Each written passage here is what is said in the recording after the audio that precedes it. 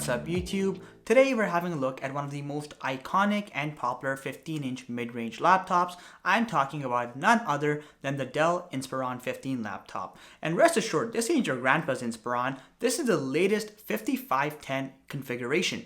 In the case of specifications, we've got the latest Core i5-11300H processor, 8GB of RAM, a 512GB solid state drive. Additionally, of course, this thing is powered by Intel's Iris Xe integrated graphics. Also, the latest Wi-Fi 6 and Bluetooth 5 standards on board. And of course, this is a 15-inch full HD display. In this video, we're going to run this laptop through all the tests that we do on our standard reviews to see if this might be the laptop for you, what Dell got right, where they might have dropped the ball, and of course, see if it's worth your hard-earned cash.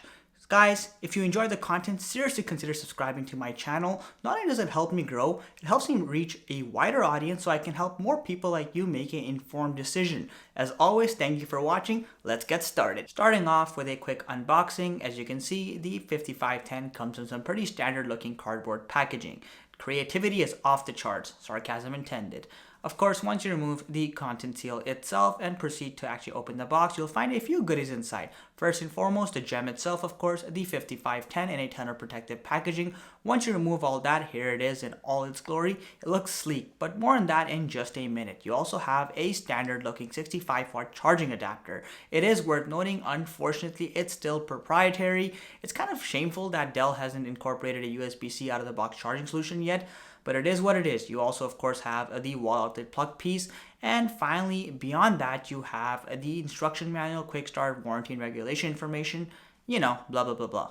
As far as design is concerned, this year's 5510 is more of an evolutionary upgrade, so you've still very much got a similar body to the previous iteration. However, that's a good thing. Dell has nailed the art of being subtle, yet sleek and elegant at the exact same time. At 3.6 pounds, this isn't exactly the lightest laptop in the market, but it's within the range of 15-inch laptops, and it'll be okay for most all-day long carry-around, although you may feel the fatigue towards the later hours if you're planning it for prolonged carry-on again. With that said, starting off at the top side of the laptop, you have a full aluminum metallic finish, cool to the touch in that nice classic silver color. Honestly, it's a premium feeling laptop. Of course, you also have the Dell logo in the dead center with that mirror-like reflective surface. Making our way to the side of the laptop, I/O port diversity is just about okay. So you have the proprietary charging port, a HDMI port, a USB 3.2 port, and of course you have a USB Type-C port with power delivery and DisplayPort capabilities. On the other side, you have one more USB 3.2 port, the good old headphone jack, and of course a full-sized SD card reader, which is a welcome addition. The bottom side of this laptop is exactly what you'd expect the bottom side of the laptop to look like. So basically, you've got these nice long air intake vents to keep the laptop running cool. The entire bottom is made of hard TPU or plastic, if you will. Also, you'll notice, aside from the couple rubber grips at the bottom, you have these two speaker grills on either corner, indicating this is a stereo speaker setup. We'll do a brief sound test later on in the video. As soon as you unfold this laptop, the first thing you notice is the amount of palm rest space you have.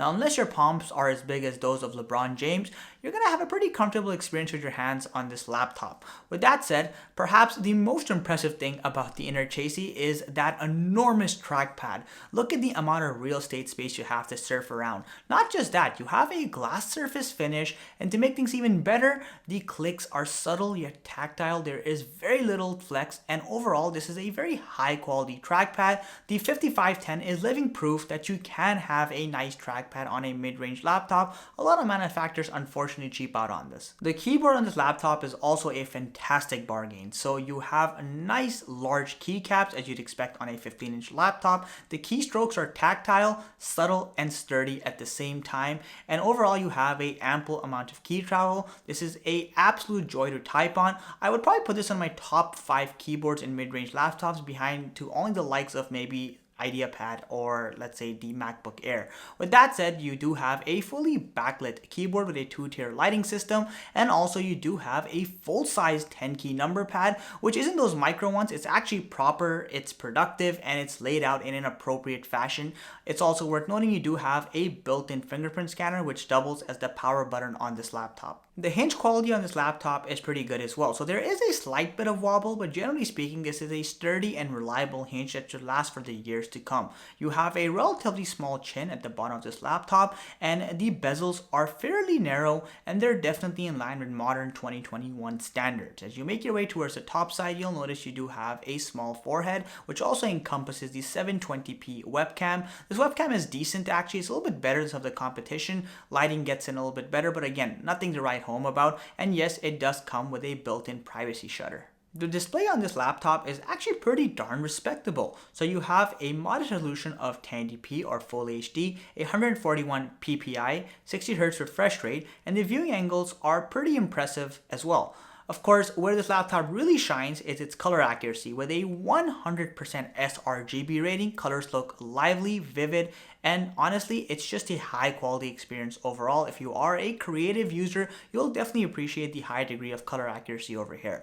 Now, in terms of peak brightness, you have a maximum of 300 nits. I think this falls a little bit short. Dell could have done a little better. It's great for most indoor settings, and it'll even do in most outdoor settings, but if you have too much light coming in, even that anti-glare screen can't help you, and sometimes the brightness can't compensate for the overexposure from the outside world. In the performance department, this is a fantastic laptop. The 11300H chip is an absolute beast. So day-to-day tasks like web browsing, watching videos, typing up documents, of course it's going to be blazing fast. But even when you're doing stuff like 4K video editing, for example, I find that the chip was able to keep up with most of those tasks with little to no struggle. Of course, there was the occasional frame drop if you had too many layers of video, but I think that was more of a constraint of the 8GB of RAM. I would highly suggest getting 16GB if you have the budget.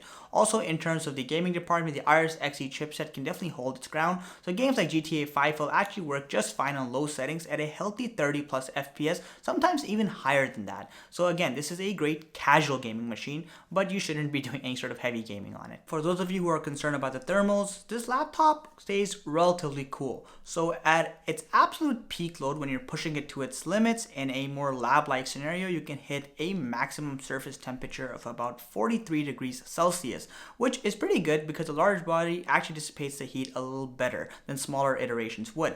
At a sustained load, you'll hit about 35 to 36 degrees Celsius, which again is relatively cool. And at peak loads, this laptop can go as little as 21 degrees Celsius, which again is super cool. So all in all, this is a relatively easygoing machine, and unless you're pushing it a prolonged period of time, there should be little to no thermal throttling. Battery life on this laptop is a little bit on the shorter end, so unfortunately during my test at 50% brightness, I got about 7.5 hours doing stuff like web browsing, a little bit of video watching with the speakers on, and of course even doing some light 1080p video editing.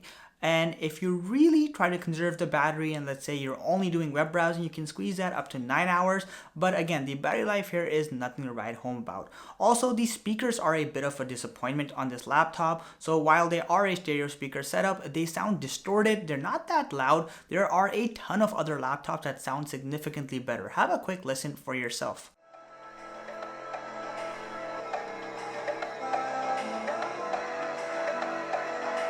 So enigmatic and charismatic, gotta live static, gotta get at it, never pragmatic, cause we live tragic, I can't live average, to be alive's magic, turn it up in the back cause I'm grabbing, everything I want, get in my way and I'm stabbing, I'll be moving crowds till I'm 6 feet napping, they need another fix, hooked on like an addict, I got my eyes on the prize.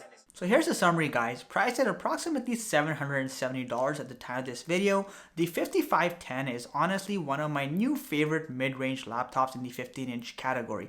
Everything from the fantastic and sleek build quality to the amazing trackpad and keyboard actually scream the amount of attention to detail Dell has put on this machine, and they really want your business. Not just that, the high quality display is a creative user's paradise, and it just looks nice in general. Also, I appreciate the fact that this is rocking some pretty powerful hardware. The 11300H chip is no joke by Intel.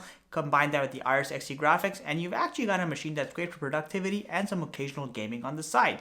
Now, not everything is as perfect as it seems, of course. The lackluster battery life and the highly mediocre speakers do leave a lot to be desired in those departments. But again, if you are someone who's going to be using this machine with constant charging or in a home-like setting, this is a fantastic laptop. The only people I wouldn't recommend this for are the ones who plan to do all-day carry-arounds and rely heavily on all-day-long battery life. Other than that, I'd highly recommend this laptop. Try to get the 16GB configuration if you can. You'll thank yourself and probably me, hopefully, in the future. Aside from that, guys, if you enjoyed this review, seriously consider subscribing to my channel. Make sure you like this video. It helps me grow, it gets me out there, and allows me to help more people just like yourself. See you in the next one.